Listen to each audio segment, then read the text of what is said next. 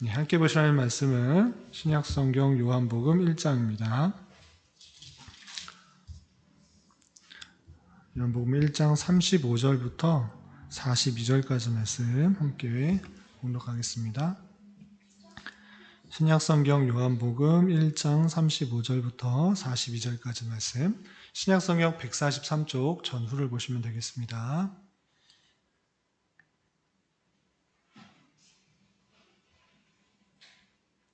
요한복음 1장 35절부터 42절까지 함께 봉독합니다. 또 이튿날 요한이 자기 제자 중 두 사람과 함께 섰다가 예수께서 거니심을 보고 말하되 보라 하나님의 어린 양이로다. 두 제자가 그의 말을 듣고 예수를 따르거늘 예수께서 돌이켜 그 따르는 것을 보시고 물어 이르시되 무엇을 구하느냐? 이르되 랍비여 어디 계시오니까 하니 랍비는 번역하면 선생이라. 예수께서 이르시되 와서 보라. 그러므로 그들이 가서 계신 데를 보고 그날 함께 거하니 때가 10시쯤 되었더라. 요한의 말을 듣고 예수를 따르는 두 사람 중에 하나는 시몬 베드로의 형제 안드레라. 그가 먼저 자기의 형제 시몬을 찾아 말하되 우리가 메시아를 만났다 하고, 메시아는 번역하면 그리스도라. 데리고 예수께로 오니 예수께서 보시고 이르시되 내가 요한의 아들 시몬이니 장차 게바라 하리라 하시니라. 게바는 번역하면 베드로라. 아멘. 예, 잘 오셨습니다. 네, 지난주에 예수님의 12제자에 대해서 배우다가 시간이 다 지나서 시간이 짧아서 오늘 이어서 같이 배우는 시간을 갖도록 하겠습니다. 예수님께서 행하신 여러 가지 일들도 아주 중요하지만 또 예수님과 함께 다녔던 12제자를 통해서 또 우리가 깨달을 수 있는 것들이 있는데 어떤 것을 교훈받을 수 있는지 이 시간에 생각해 보는 시간을 갖도록 하겠습니다. 우선 지난주에 이어서 베드로에 대해서 복습을 한번 하고 우리 지나가도록 하겠습니다. 예수님의 12제자가 있는데 12제자를 그냥 이름만 순서대로 쭉 외우는 것보다 어떤 식으로 되어 있는지 알면 더 외우기가 쉽다라고 했습니다. 그래서 형제가 총 몇 명 있다고 그랬죠? 형제가 총 6명, 세 쌍이라고 해야 되나요? 세 가정이 있습니다. 그래서 요한의 아들 베드로와 안드레가 있고, 세베대의 아들 야고보와 요한이 있고, 알페오의 아들 마테와 야고보가 있습니다. 근데 알페오의 아들, 성경에 보면 어떤 것을 보면 그냥 알페오의 아들 야고보라고만 표현됐는데 다른 성경에서 보면 알페오의 아들도 마테라는 것이 쓰여 있는 것을 참고해서 이렇게 같이 외워두시면 되겠습니다. 그래서 세 가정에 2명씩 해서 6명이 형제다 이렇게 외워두시면 되고, 나머지는 빌립, 바돌로메, 도마, 다데오, 시몬, 가룟유다, 이것은 각각의 따로 다른 가정들입니다. 그리고 이름이 같은 이름들이 있다고 그랬어요. 어떤 이름들이 같죠? 유다가 같고요. 또 시몬, 베드로 시몬, 그 다음에 가나안인 열심당 시몬이 있었습니다. 또 한 명, 야고보.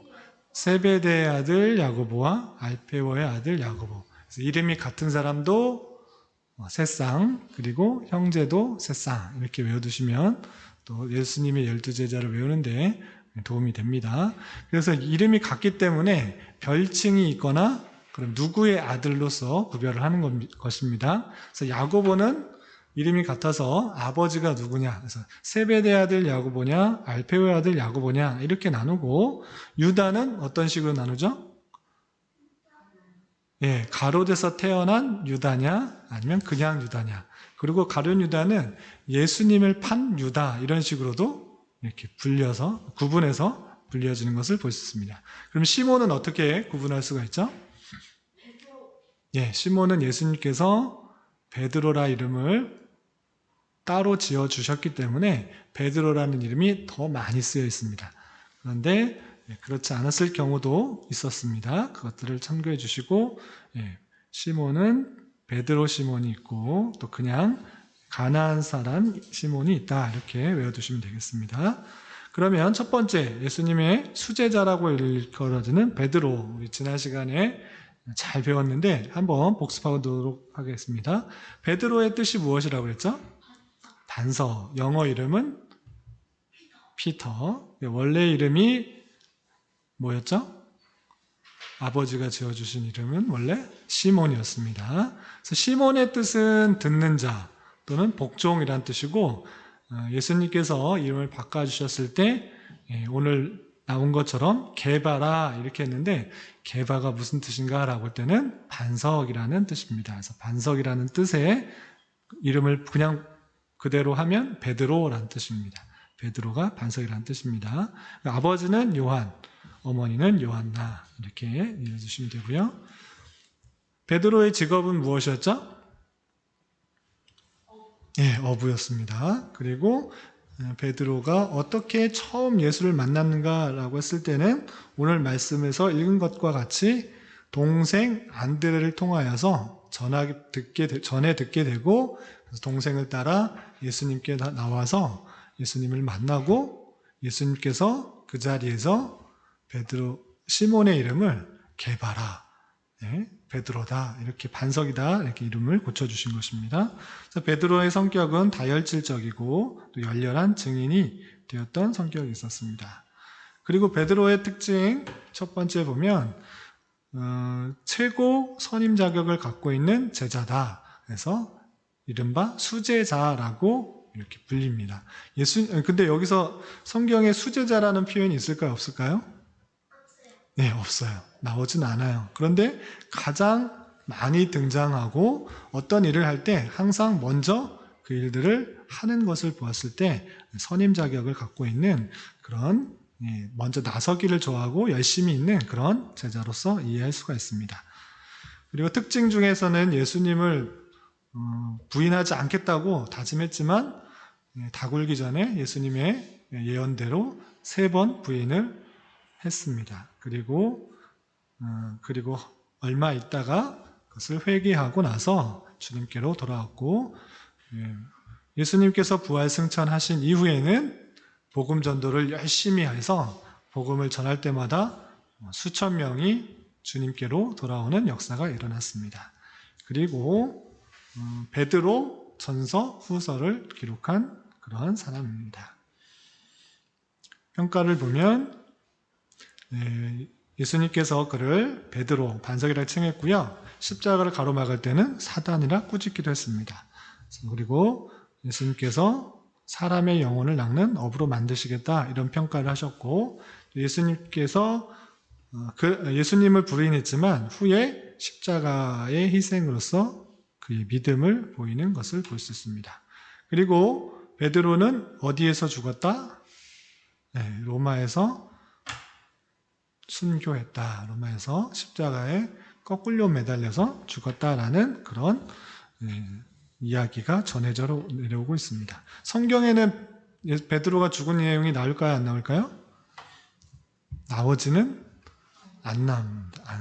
않습니다. 그렇지만 전해 내려오는 그런 역사를 보면 베드로가 로마에서 십자가에 거꾸로 매달려서 죽었다라는 그런 이야기가 전해져 옵니다.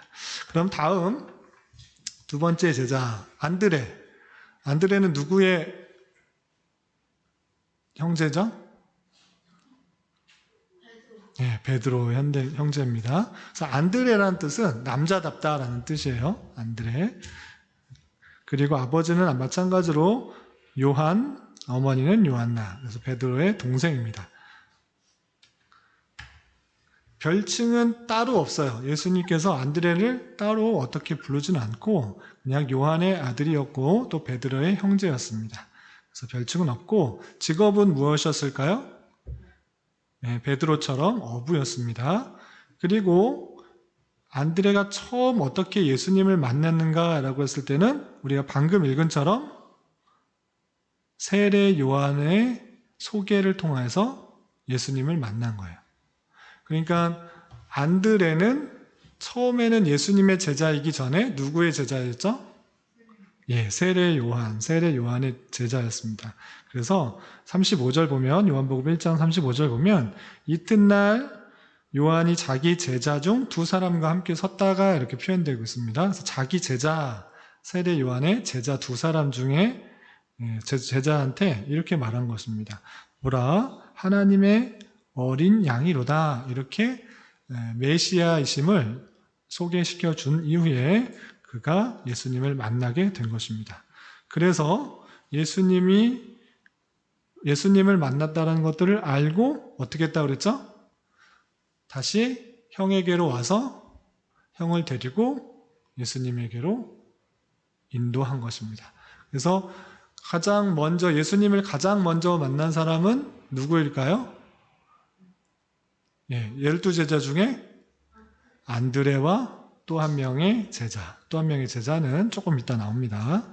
예, 그렇게 해서 처음 세례 요한, 자기 스승인 세례 요한의 말을 듣고 예수님을 만나게 된 것입니다. 그래서 예수님을 따르게 되었습니다. 그리고 성격을 보면 예수님을 이웃에게 열심히 전했던 성격이 있습니다. 그래서 특징을 보면 안드레에 대해서 생각할 때 이 사람은 세례 요한의 제자였지만 세례 요한의 증언을 믿고 예수님을 따르게 되었다. 이렇게 이해하시면 되고, 또 예수에 관하여서 자신의 형인 베드로에게 찾아가서 메시아를 만났다고 하고 소개해서 형을 데려온 거예요. 여기 시온이 시오가 있는데 시오가 먼저 예수님을 만나게 돼서 난 메시아를 만났어 하고 형에게 소개시켜주고 형을 데려온 거예요. 이해가 되시죠? 예. 그리고 안드레의 특징은 예수님께서 돌아가신 이후에 빌립과 함께 예수를 뵙고자 하는 헬라인들에 관하여서 예수님에 대하여 전달했던 그런 특징이 있습니다. 그리고 마찬가지로 사람을 낚는 어부가 되게 하실 것이다 라고 이렇게 말을 했어요. 어부였던 베드로 그리고 안드레 그 외에 요한 등 고기를 잡고 있을 때 예수님께서 다시 찾아오셔서 그들에게 다시 한번 부르신 거예요. 처음 만난 것은 세례 요한으로부터 소개를 받고 예수님을 처음 만났지만 계속 예수님을 따라다닌 것일까요? 아닐까요? 예, 아니에요.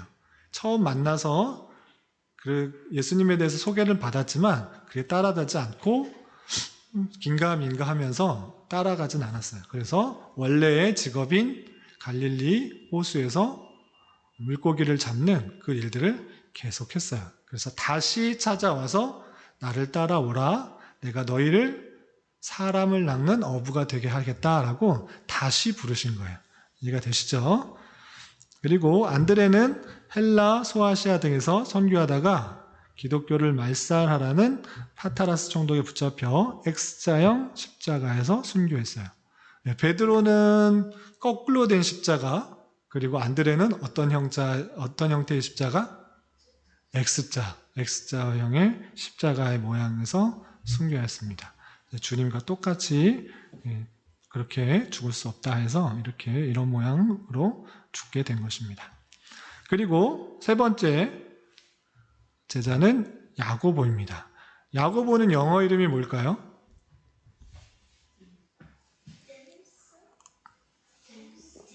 예, 제임스라는 영어 이름 혹시 들어봤어요? 네, 많이 들어봤어요? 네, 많이 나오는 그런 이름입니다. 그런데 야고보라는 이름이 구약에도 쓰여 있을까요? 안 쓰였을까요? 이런 질문을 하시는 거 보면 써져 있는 거예요. 네, 맞아요. 구약에도 쓰여 있었어요. 구약에는 누가 이것을 썼을까요? 구약에서 이 이름을 갖고 있는 사람 누구일까요? 아주 유명한 사람이에요. 아닌데요? 아닌데요? 이름을 맞아요. 야곱이에요. 야고보가 구약에는 야곱이에요. 그럼 구약의 야곱의 형이 누구였어요? 에서 야곱이 있었죠. 그래서 쌍둥이였잖아요. 형의 이름 에서의 뜻은 뭐였죠? 네, 붉은 사람. 맞죠? 그러면 야곱은 무슨 뜻이었을까요? 발 뒤꿈치를 잡고 낳은 사람, 발 뒤꿈치를 잡는 사람이었어요. 태어나 보니까 첫째 에서는 몸이 붉고 털이 많아서 몸이 붉다 해서 에서라고 잡고, 둘째 야곱은 같이 나오는데 형이 나오는 거를 혼자 못 봤는지 뒤꿈치를 탁 잡고 나왔다 그랬어요. 그래서 야곱이란 뜻은 발 뒤꿈치를 잡는 사람이라는 뜻이에요. 좋은 뜻이에요? 나쁜 뜻이에요? 예, 좋은 뜻은 아니에요. 남의 잘 되는 것을 못 보고 뒤꿈치를 잡고 거는 사람, 이런 뜻이에요. 네, 그런 뜻이에요. 남을 속이는 사람, 뒤꿈치를 잡는 사람, 그런 뜻이에요. 그래서 야곱의 생애를 봐도 그의 삶이 항상 정직했다라고 표현하기보다는 속고 속이는 그런 모습 가운데 있는 것을 볼 수 있습니다. 마찬가지로 이 야고보는 구약의 야곱의 뜻을 그대로 갖고 있는 그런 사람이에요.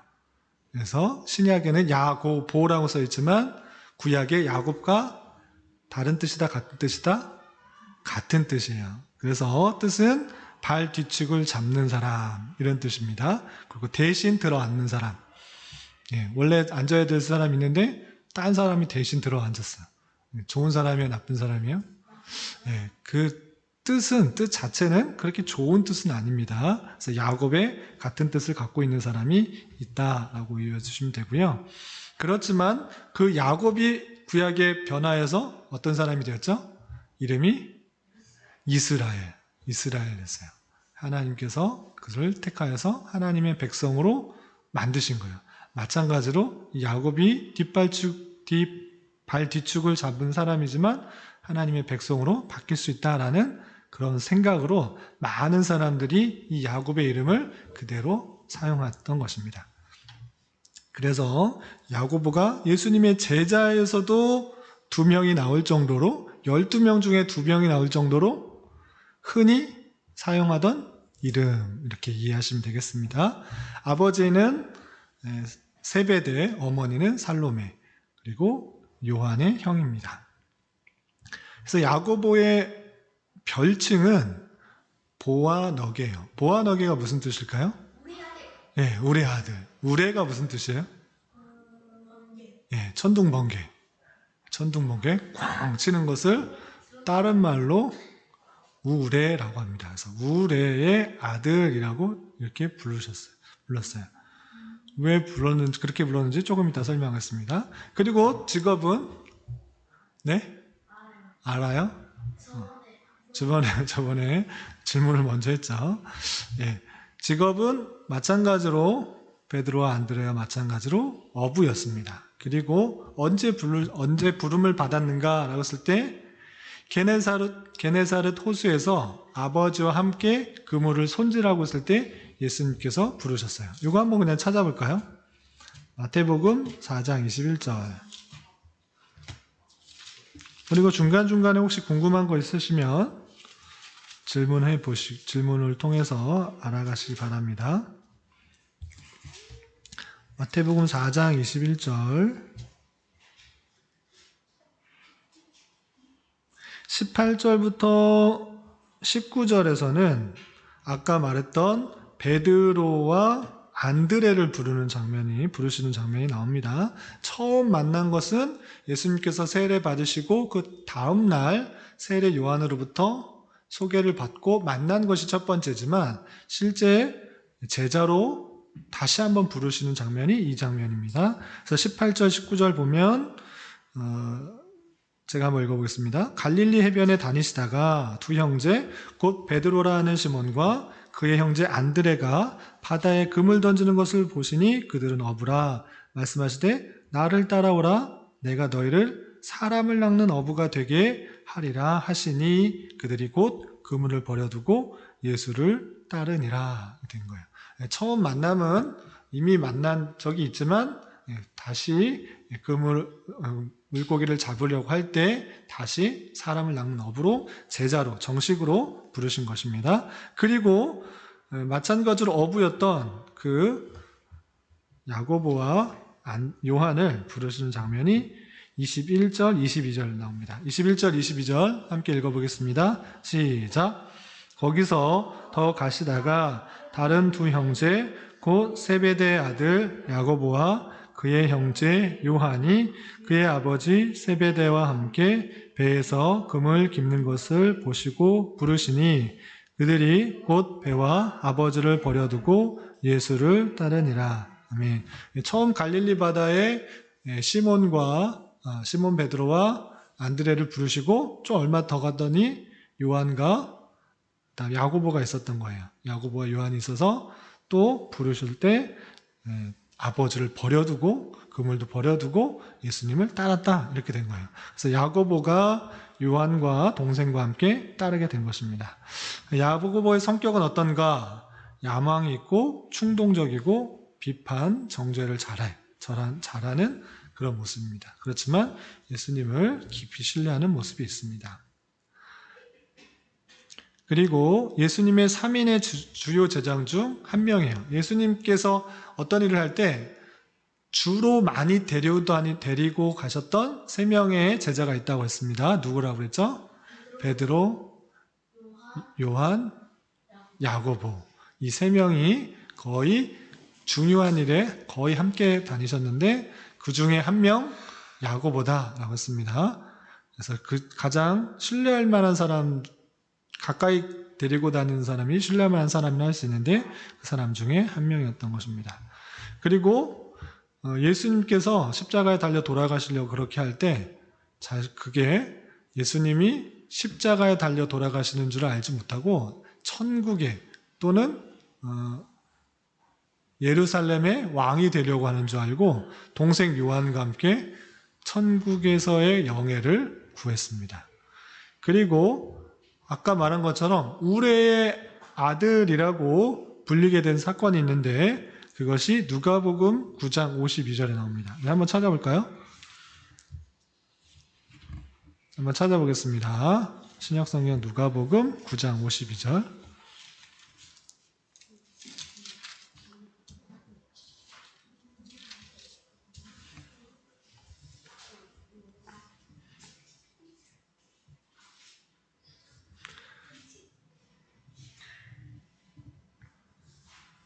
(9장) 52절부터 56절까지 함께 봉독합니다. 시작. 사자들을 앞서 보내심에 그들이 가서 예수를 위하여 준비하려고 사마리아인의 한 마을에 들어갔더니 예수께서 예루살렘을 향하여 가시기 때문에 그들이 받아들이지 아니하는지라. 제자 야고보와 요한이 이를 보고 이르되 주여 우리가 불을 명하여 하늘로부터 내려 저들을 멸하라 하기를 원하시나이까? 예수께서 돌아보시며 꾸짖으시고 함께 다른 마을로 가시니라. 아멘.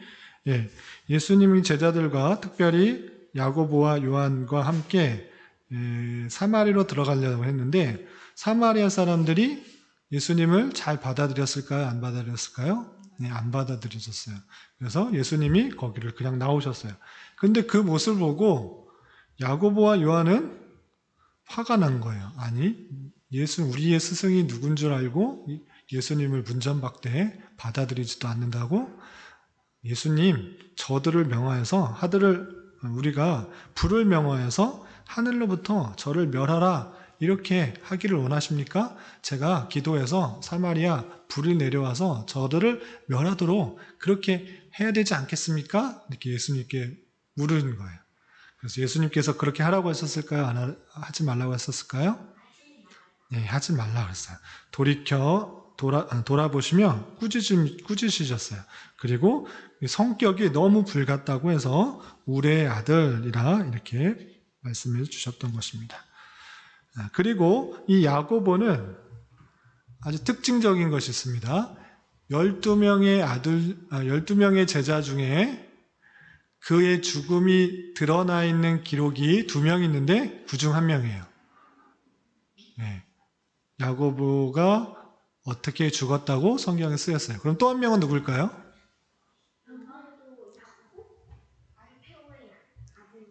아닌데요. 네? 네, 가룟 유다. 가룟 유다가 어떻게 죽었다라는 표현이 있고 그 외에 가룟 유다는 자살을 했어요. 예수님은 판자죠. 그래서 자살을 했는데 그 외에 죽은 기록은 없어요. 예수님이 부활 승천하시고 또 많은 일들을 이렇게 복음을 전했는데 이 사람은 사도행전의 기록에 보면 왕에 의해서 죽게 됩니다. 헤로드에 의해서 살해되었다 이런 표현이 있어요. 이것도 한번 찾아보겠습니다. 사도행전 12장 1절.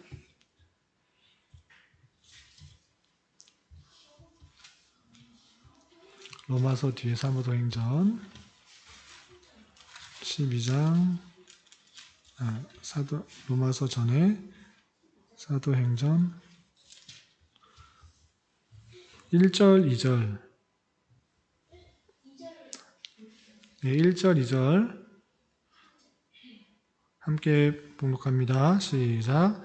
그때 헤롯 왕이 손을 들어 교회 중에서 몇 사람을 해하려 하여 요한의 형제 야고보를 칼로 죽이니. 헤롯 왕이 교회 중에 몇 사람을 해하려 하여서 그 중에 한 사람 죽였는데 요한의 형제 야고보라고 됐습니다. 그래서 요한의 형제 야고보는 예수님의 제자 야고보인 것입니다. 그래서 이때 가룟 유다를 제외한 첫 번째 순교자가 나타났습니다. 많은 핍박들이 있었는데 가장 먼저 순교를 당한 것은 야고보, 요한의 형 야고보였습니다. 아시겠죠?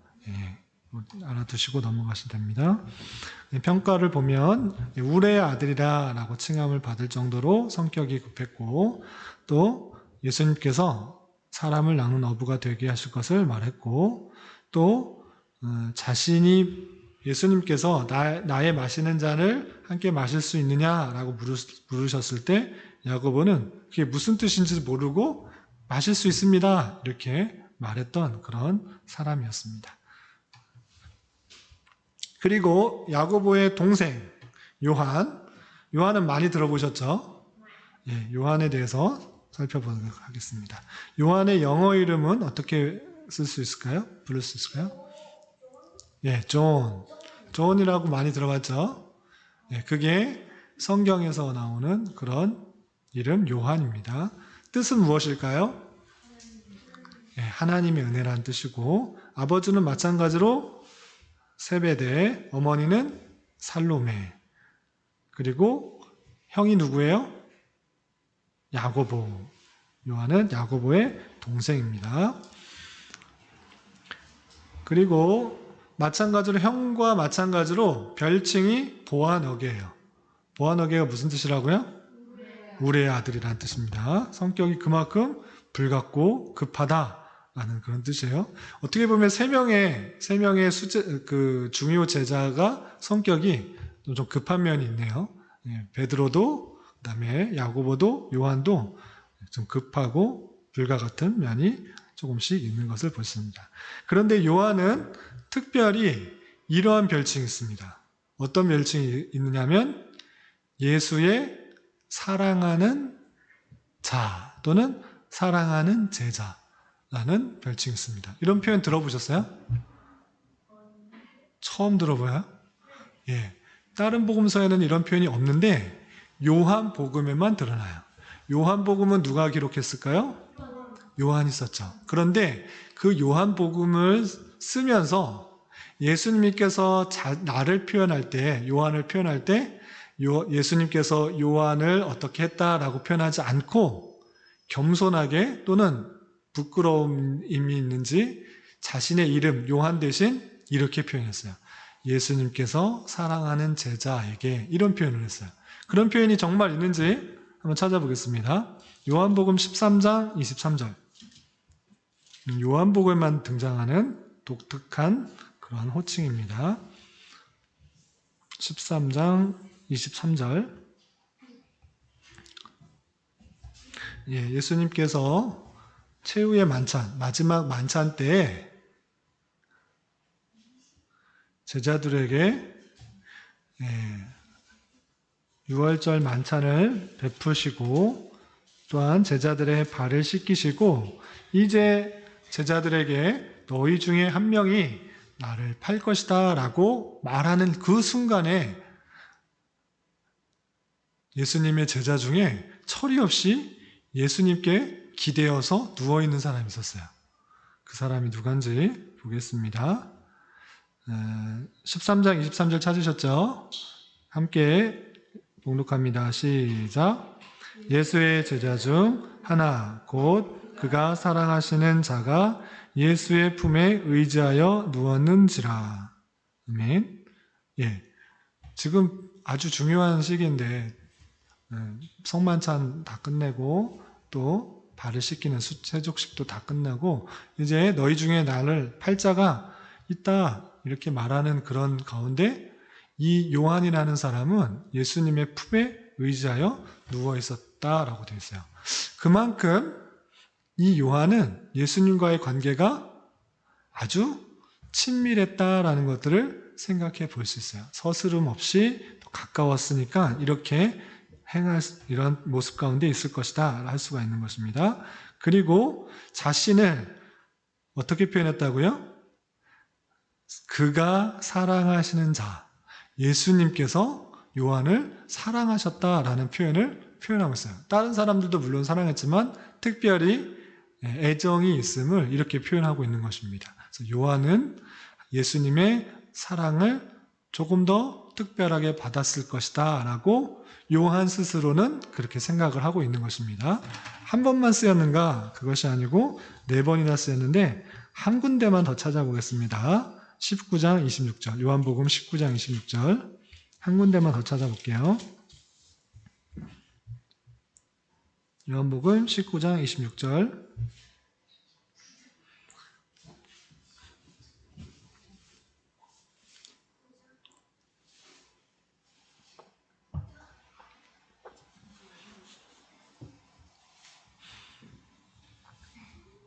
찾으셨나요?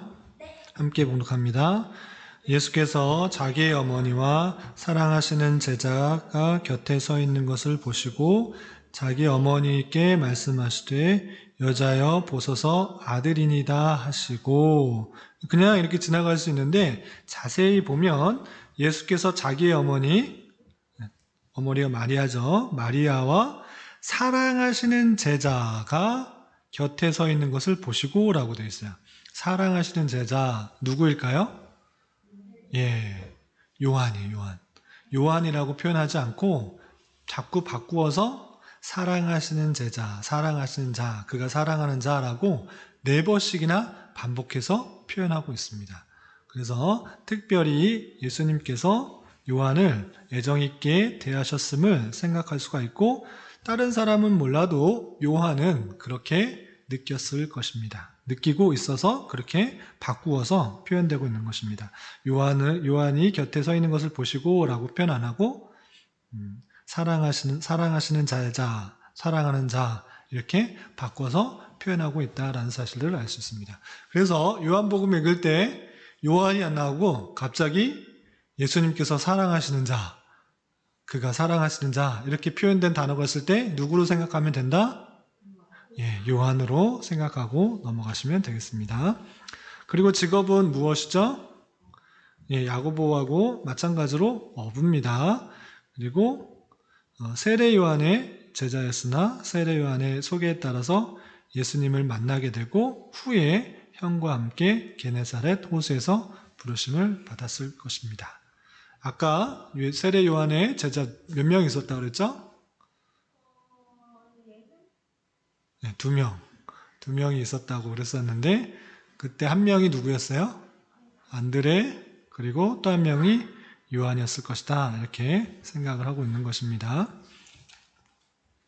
그리고 성격은 야망이 있고 타인을 쉽게 정죄하는 사람이었습니다. 아까 본 것처럼 사마리아 사람들이 제대로 받아들이지 않으니까 하늘에서 불이 내려와서 멸하게 할까요? 이렇게 할 정도로 성격이 아주 급하고 타인을 정죄하는 그런 사람이었습니다.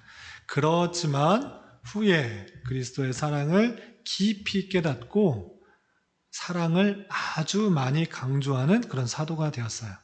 사도 요한이 쓴 요한 1서, 2서, 3서 이 내용을 보면 거기에 사랑이라는 단어가 엄청나게 많이 반복해서 강조되고 있는 것을 볼 수 있습니다.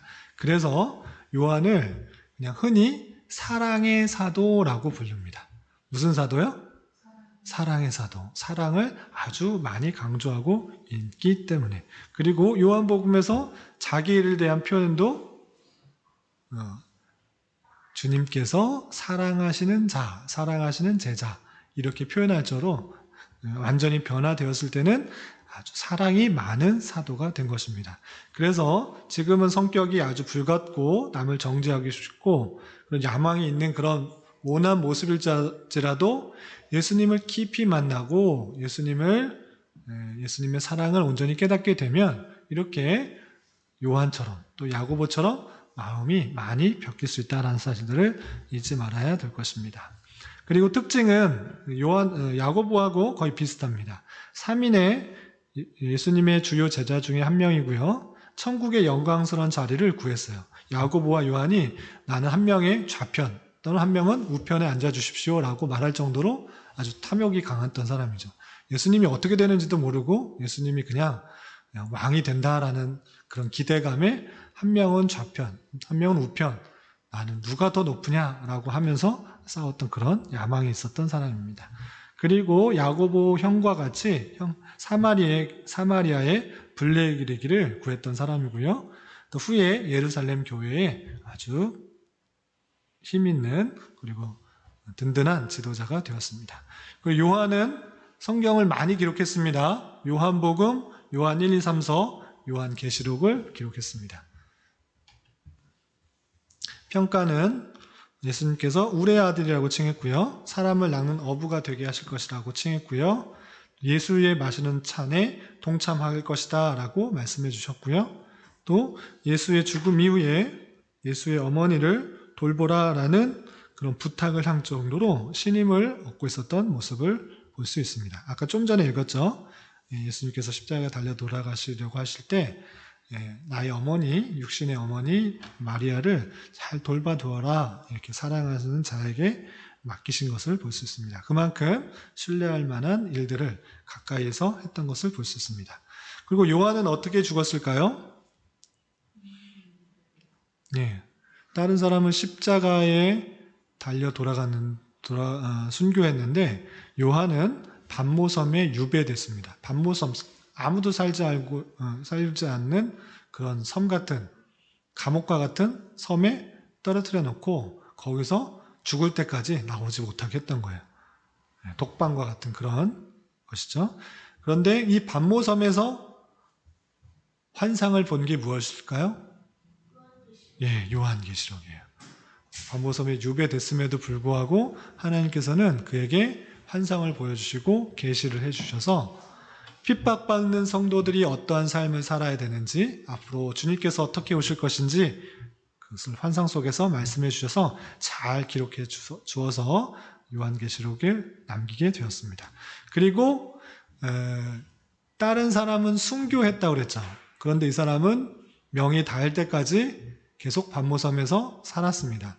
그래서 예수님의 12제자 중에 가장 늦게 죽게 된 순교한 사람은 누구일까요? 요한입니다. 다른 사람은 핍박에 의해서 목숨을 잃었지만 이 사도 요한은 명일 닿을 때까지 갇혀서 나오지 못해서 약 AD 100년경에 사망을 했습니다. 아시겠죠?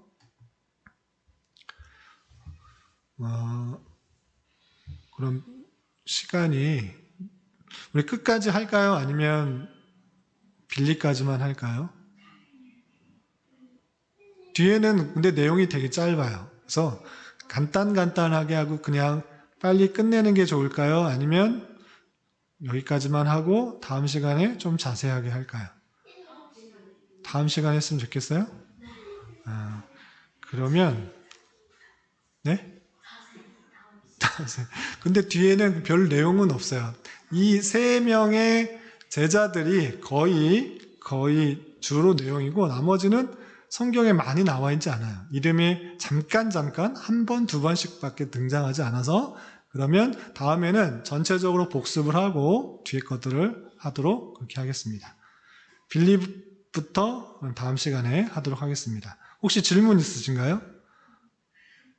오늘 배운 사람 누구누군지. 베드로의 동생. 예, 베드로의 동생이 누구죠? 안드레의 형은 누구죠?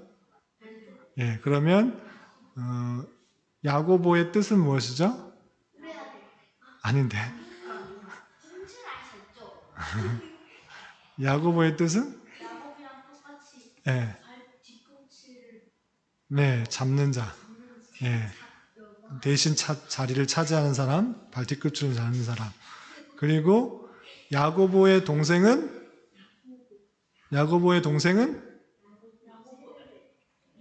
예, 요한. 야고보와 요한의 공통적으로 별명이 있었다고 그랬어요. 급해서. 예, 우리 아들. 우리 아들의 뜻이 뭐예요?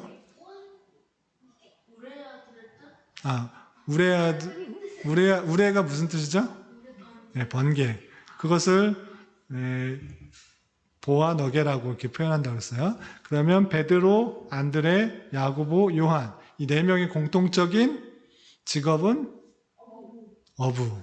예. 그러면 세례 요한의 두 명의 제자 중 제일 먼저 예수님을 만났던 사람은 누구일까요? 안드레와 요한. 다 이제 어느 정도 이해가 됐죠? 예수님의 제자들. 그런데 중요한 것은 질문 있으세요? 왜 요한만 이렇게 책이 많아요? 그것은 하나님께서 주신 예?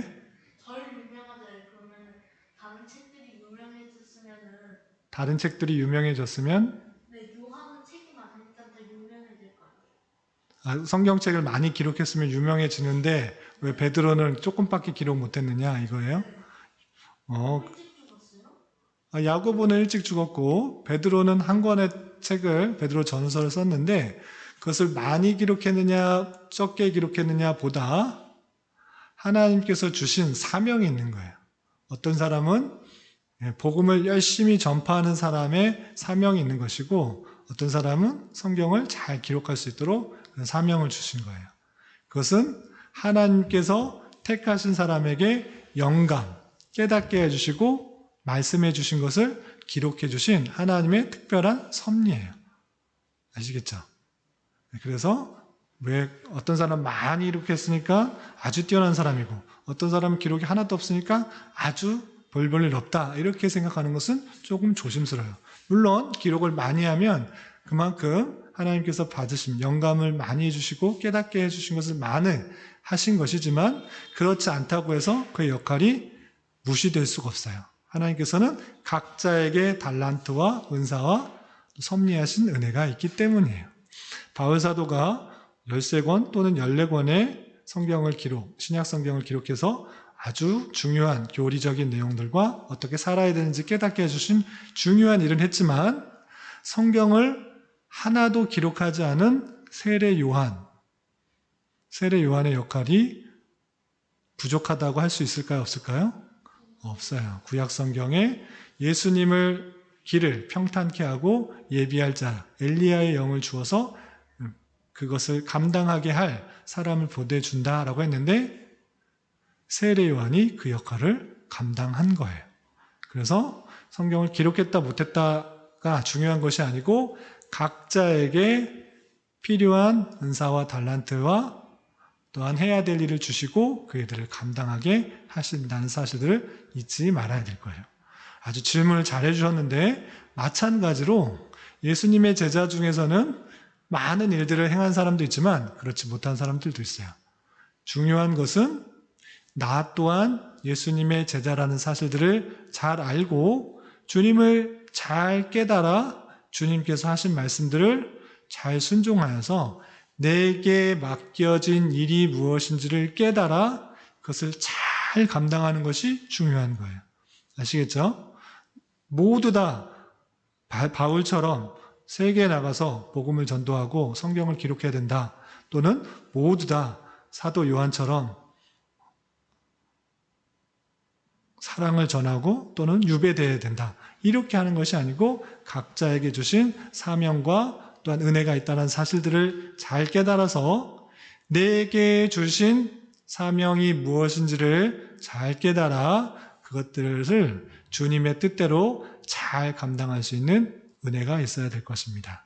그리고 각자에게 맡겨진 십자가를 잘 감당하는 것, 그것이 제자들에게 명하신 사명이라는 것을 생각하면서 주님을 따르는 길이 물론 기쁘고 감사한 일도 있지만 십자가를 지고 고난받는 길이라는 것들을 잊지 않고 영광을 위해 고난도 기쁘게 감당할 수 있는 저와 여러분이 되시기를 주님의 이름으로 부탁을 드립니다.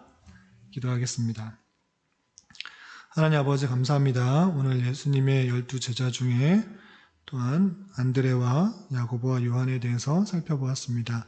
주님께서 특별히 그들을 부르시고 또한 그들에게 맡겨진 사명들을 감당하게 하실 때 비록 연약하고 부족하고 또 성격이 급한 남을 정죄하기 쉬운 그런 사람이었지만 예수님을 깊이 깨닫고 그 사랑을 깨달은 자로서 귀한 사역들을 잘 감당할 수 있었던 것을 살펴보았습니다. 우리 또한 부족하고 연약한 것들이 많을진데 주님의 사랑을 깊이 깨달아 날마다 주님과 동행하며 우리에게 맡겨진 사명들을 기쁨으로 또 잘 감당할 수 있도록 인도하여 주시옵소서. 우리가 가는 길이 비록 순탄하고 평탄하지 않을지라도 주님께서 지어주신 그 일들을 또 사명들을 또 십자가를 잘 짊어지고 주님 가신 길을 뒤쫓아갈 수 있는 제자로서 삶을 살아갈 수 있도록 인도하여 주시옵소서. 특별히 코로나로 인하여서 많은 성도들이 함께 모이지 못하고 또 교제하지 못하는 가운데 있습니다. 주님 불쌍히 여겨주시고 또 함께 모여 예배드리며 교제할 수 있는 은혜를 하루속히 허락하여 주시옵소서. 10월은 감사의 달로 보내고 있습니다. 우리에게 베풀어 주신 하나님의 놀라운 손길들을 되돌아보며 감사가 풍성한 한 달 될 수 있도록 인도하여 주시옵소서. 예수님의 이름으로 기도드리옵나이다. 아멘.